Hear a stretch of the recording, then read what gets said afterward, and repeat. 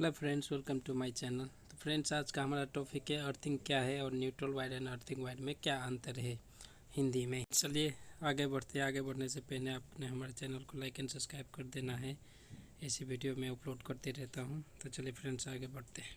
तो चलिए friends, neutral earthing आखिर होता क्या है, हम स्टार्ट करते हैं।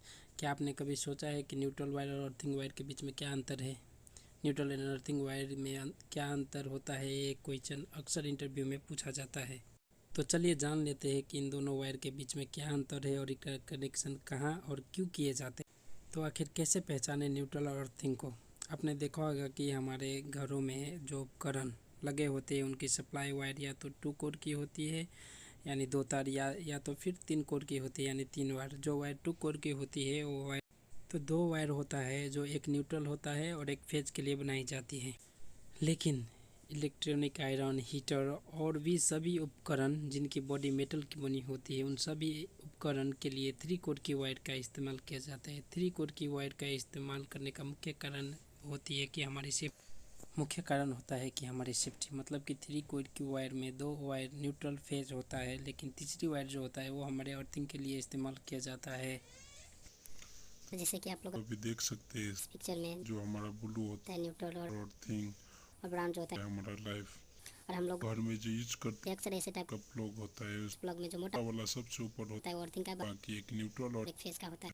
तो जैसे कि देखा आपने अभी एक पिक्चर, उस पिक्चर में था हमारा जो 3 वायर था, उस वायर को आखिर में तीनों वायर को न्यूट्रल फेज और अर्थिंग वायर को कहाँ और कैसे जोड़ना है और कलर कोड को आखिर कैसे पहचाने। रेड और ब्राउन वायर को हम फेज सप्लाई के लिए इस्तेमाल करते हैं, ब्लैक वायर को हम न्यूट्रल के लिए इस्तेमाल करते हैं और ग्रीन वायर को हम हमेशा अर्थिंग के लिए इस्तेमाल करते हैं। ये तो हुई 3 कोर वायर की। लेकिन अगर हम किसी कंपनी की बात करें तो कंपनी में 3 फेज सिस्टम चलता है।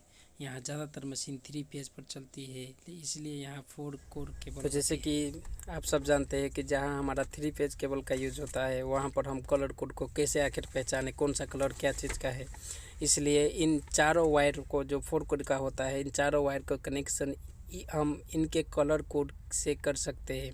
जैसे रेड वायर हमारा फेज का होता है, येलो वायर हमारा फेज का होता है, ब्लू वायर हमारा फेज का होता है हमारा वो 3 वायर, और जो बाकी बची है वो वायर एक जो हमारा काला होता है वो न्यूट्रल में हम इस्तेमाल किया जाता है और अर्थिंग के लिए अलग से केबल डाले जाते हैं। तो न्यूट्रल वायर का आखिर इस्तेमाल क्यों किया जाता है? सिंगल फेज पर किसी भी उपकरण को चालू करने के लिए न्यूट्रल और फेज दोनों वायर से जुड़ी होती है, ये शायद हम सबको मालूम है, क्योंकि न्यूट्रल वायर ही सिंगल फेज में सर्किट को पूरा करता है। जैसे कि आपको पता होगा कि डीसी में करंट पॉजिटिव से नेगेटिव की तरफ फ्लो होता है, इस प्रकार एसी में भी करंट फेज वायर से न्यूट्रल वायर को तरफ फ्लो होता है। अगर कहीं बीच में न्यूट्रल टूट जाए या किसी अन्य वजह से हमारा सर्किट पूरा नहीं हुआ तो लोड चालू नहीं होगा, तो हम कह सकते हैं कि न्यूट्रल वायर सर्किट को पूरा करता है। बिना न्यूट्रल का हमारा कोई भी उपकरण जो भी हम घर में यूज़ करते हैं वो नहीं चलेगा। तो ये तो है ही हमारे न्यूट्रल की। लेकिन अर्थिंग हम आखिर अर्थिंग की यूज़ करते हैं। अर्थिंग जिसको हम ग्राउंडिंग भी बोलते हैं, इसका इस्तेमाल करने से बस एक ही कारण होता है और वो है हमारे सेफ्टी। किसी भी मशीन या हमारे घर के उपकरण जिनकी बॉडी की मेटल होती है, वो बॉडी उनके अर्थिंग वायर से ज़रूर जोड़ा जाता है। इसका मुख्य कारण ये है कि अगर मशीन में किसी वजह से फेज, जो हमारा फेज होता है, बॉडी से अगर टच हो जाए, फेज वायर अगर हमारे बॉडी में टच हो जाए तो हमारे बॉडी पे भी करंट बहने लगता है। इस कंडीशन में किसी भी तरह से शॉक लगने का खतरा ना बने, इसलिए मशीन की बॉडी को अर्थिंग किया जाता है। तो यही है हमारा अर्थिंग की यूज करते हैं, क्योंकि अर्थिंग होता है, अर्थिंग का मेन रीज़न ही है हमारा सेफ्टी वो देता है, क्योंकि उससे हम लोग को बॉडी से जो होता है उससे करंट से अर्थ करने से जो हमारा लीकेज करंट है ना, जो बॉडी में आता है, वो क्या होता है, वो ग्राउंड हो जाता है और ह्यूमन बॉडी को किसी भी खतरे से बचाता है। अर्थ वायर को ही ग्राउंड वायर भी बोला जाता है, जैसे कि अर्थिंग और ग्राउंडिंग एक ही है।